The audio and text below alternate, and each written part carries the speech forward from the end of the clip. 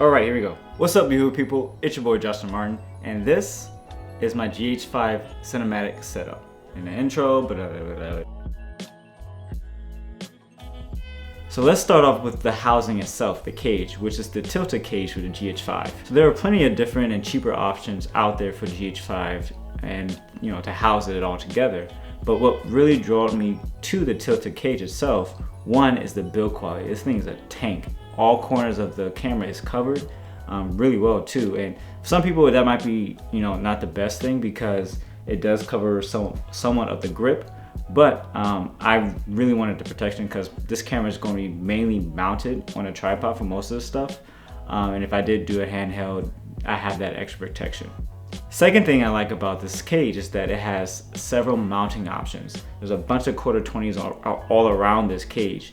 And there's 3 cold shoot mounts. There's one here at the top and one here on the side, which is actually my favorite one because it's a unique place to mount like your shotgun mic or anything like that. And then of course at the top with the handle.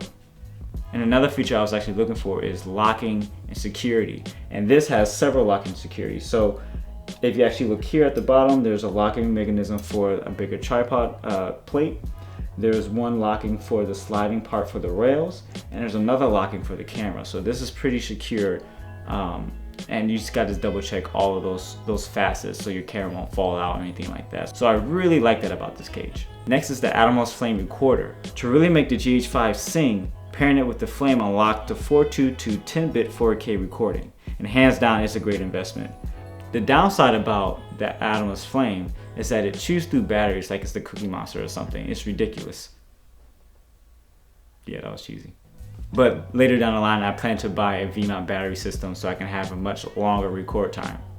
So yeah, this monitor is large, it's bright, it has all the tools for filmmaking, and it was a good pickup. So I'm happy with buying this along with the GH5 and all the other capabilities that it has with it. Now, to my favorite part, the lenses.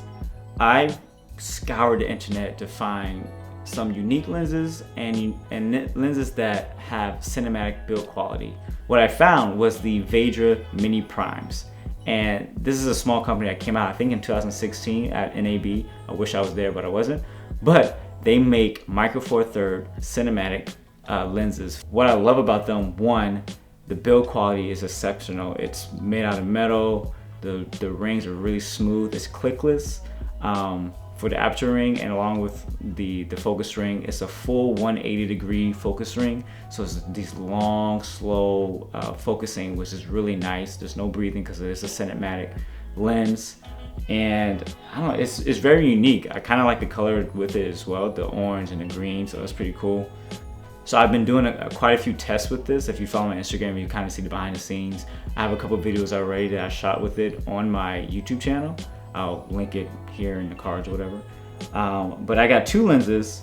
I have the 12mm and I have the 35mm. Now, if you don't know anything about micro four thirds, it's a 2 times crop. Whatever focal length that you put on this camera, you have to times it by 2. So in reality, this 12mm is 24, and then the 35 is 70 millimeters, which is fine by me. The 70mm lens is so nice. Like, people are complaining, oh, you can't get real bokeh on this camera format. If you get the right lens, it's gonna make this camera sing as well. No, I really like these lenses. I think I'm gonna make another video later on just to talk about the quality of this lens, the sharpness test probably as well. But really great investment. I'm not too keen on buying photo lenses for this camera because I really want to have the gears already on the lens itself. So yeah.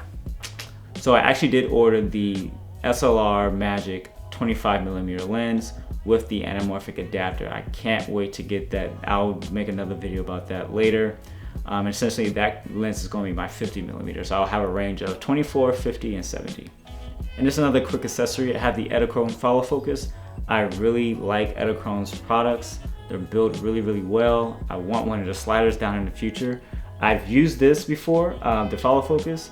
It's really sturdy. The one thing I have to say about it, I had to kind of loosen it up because it's a little bit too tight it's a little bit too much tension when trying to turn. And so since it's not a heavy rig, I can kind of almost overpower it when I move it. So I gotta fix that, but other than that, I like the single slide on, and then, you know, it has the needle that you mark your focal stops.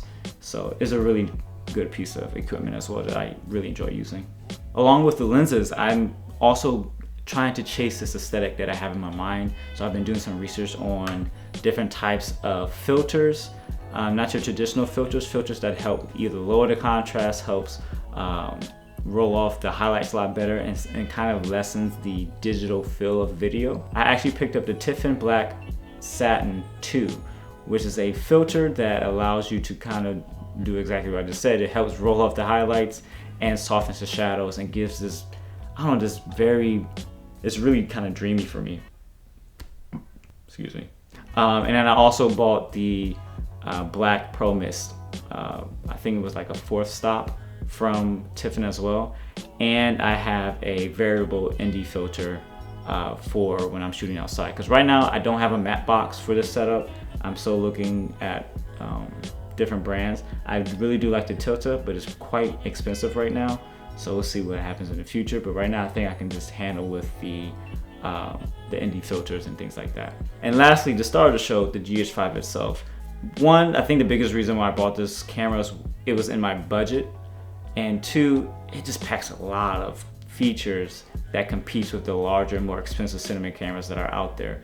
And since this is my way of like really stepping into the cinematic world, this had a lot of features that I really appreciated. And one of my goals are to, you know, start entering my footage into film festivals and maybe Netflix, because fun fact, GH5 is actually listed on the cameras list for Netflix to accept footage, well, I mean not footage, to accept films, which is kind of crazy. And there's plenty of reviews out there. I'm not going to really go into depth with it because I don't need to, but I'm hoping that you guys will enjoy what I start to produce with this camera.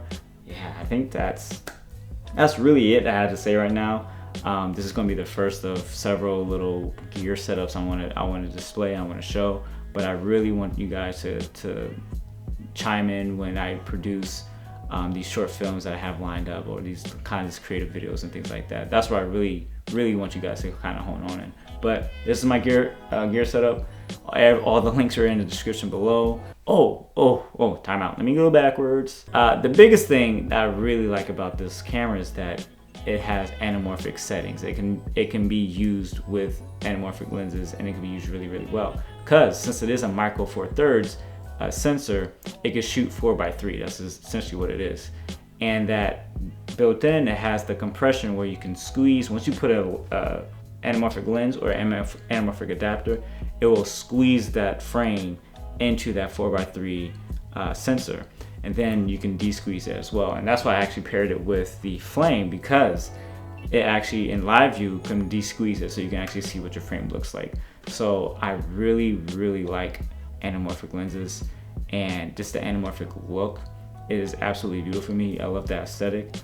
There's actually a video I watched earlier, and I'll link it in the description. It's kind of like a trailer teaser, but if you sign up for the little mailing list, they'll send you all the tests of different types of anamorphic lenses. And I hope you enjoy it. But yeah, like I said earlier, if you like this video, comment, like, I don't know if you want to share it. But all the links are below, and if you want to pick up something, just click on them and have fun with it. Until the next time, y'all, deuces.